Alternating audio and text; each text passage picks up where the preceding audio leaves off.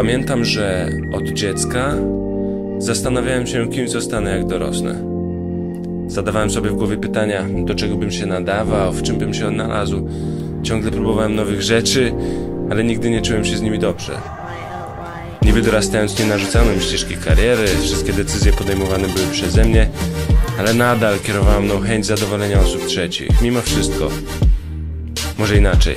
Zamartwiałem się bardzo tym, jak moje decyzje mogłyby wpłynąć na rodzinę i najbliższych. Mama architekt, wujek dentysta, ciocia okulistka. Poprzeczka dosyć wysoko. I co miałem wybrać? AWF? Cieszyłem się, kiedy mama z dumą opowiadała znajomym, czego to jej synek inżynier nie zrobił. Dzisiaj wiem, że w tym wszystkim tak naprawdę nie chodziło o uszczęśliwienie najbliższych, tylko raczej samego siebie. Myślę, że jako dzieci podświadomie unikamy sytuacji, w których moglibyśmy narazić akceptację swoich rodziców. Prawda jest taka, że tak samo jak mama chwaliła się moimi sukcesami, kiedy byłem na studiach technicznych, tak samo by to robiła, gdybym rozwijał się w jakimkolwiek innym kierunku. Dzisiaj to wiem. Do niedawna sam nie wiedziałem dokładnie, kim chcę zostać, jak dorosnę. I nie rozpatruję tego pod kątem dorosłości biologicznej, ale raczej umysłowej. Jakiś czas temu postanowiłem przestać podejmować decyzje w oparciu o to, co wydaje mi się, że inni mogliby pomyśleć, i zacząłem realizować marzenia, do których ciężko było mi się przyznać przed samym sobą. Nie wiem, może do tej pory nie czułem się wystarczająco dobry, żeby spróbować?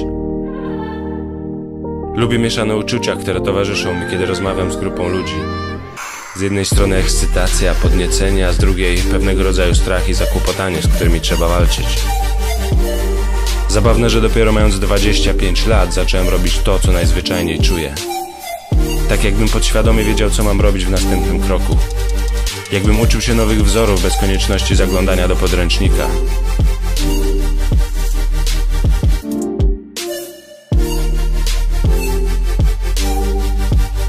Najlepsze w tym wszystkim jest to, że ukierunkowując swoje życie tak, jak czuję, najwyraźniej jestem w stanie wpłynąć pozytywnie na życie innych ludzi. Wydaje mi się, że w końcu powoli zaczynam dorastać. I ciężko sklasyfikować to, co obecnie robię. Nie jestem zawodowym sportowcem, nie jestem mistrzem w żadnej dziedzinie, ale potrafię cieszyć się życiem i akceptuję siebie takiego, jakim jestem. Co wielu osobom przychodzi z trudem albo wcale.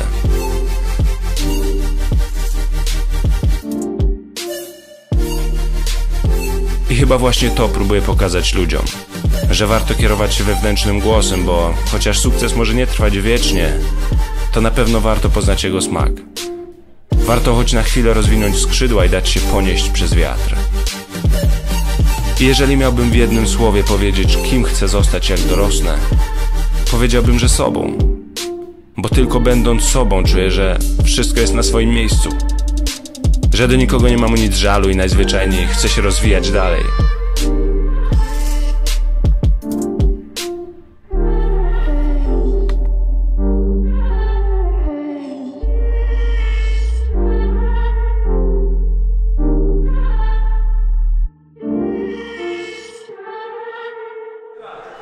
Trzy, cztery.